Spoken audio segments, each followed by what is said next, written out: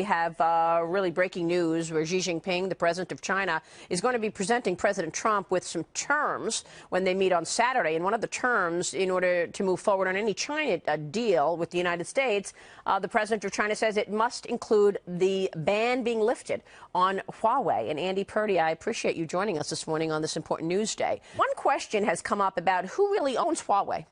Well, it's an employee-owned company. There are 90,000 or so who own shares in the company. Well, that's actually not true. I mean, 1% is owned by your chairman, Mr. Ren. 99% is owned by the union, and the union is overseen by the Chinese government.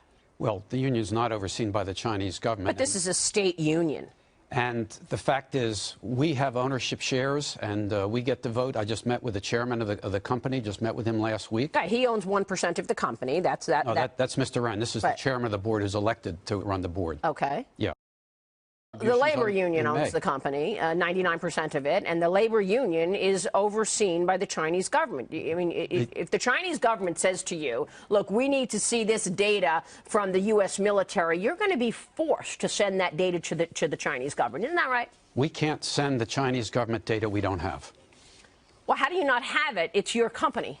No, the data in terms of our dealing with customers, the telecom operators control the data. We don't control the data. We don't own the equipment. Unless there are backdoors, and we have evidence that there are, in fact, backdoors. The principal deputy director of national intelligence said that they can test for backdoors. We are open to objective testing, verifiable facts, so that we all know which products are worthy of trust. Has the U.S. Government checked for backdoors in your technology recently? Well, I'm not sure if they've checked for anyone's backdoors in anyone's technologies recently. They monitored our traffic for 5 years, and they could not find any wrongdoing by Huawei in Operation Shot Giant that Snowden revealed. Tell me about civil-military fusion.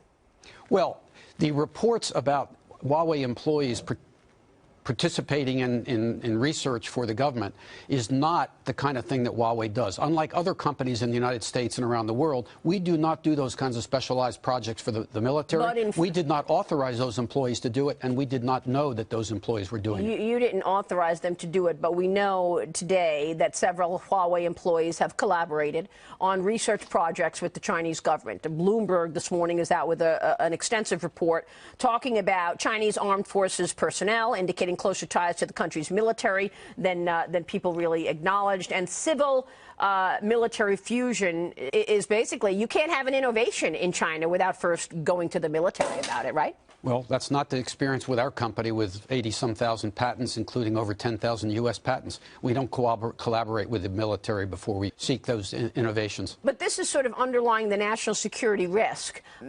Basically, China wants to become the superpower of the world, overtaking the U.S. in terms of the military, right? So well, the U.S. government is definitely much more concerned about China than they are about Huawei.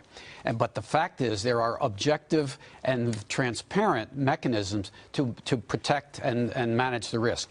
But regarding the access to data, that can be completely controlled and protected, and the telecom operators are doing that quite thoroughly. How do you think this is going to fix itself? How do you expect this to play out, Andy? Well, if the United States government is willing to talk with us, I think we can come to agreement about how we can operate in the United States with particular limitations, such as it might be that we can't sell to the government, we can't sell into the critical infrastructure. We want to be able to support our Tier 3, the rural wireless customers, and we want to be able to buy from American companies.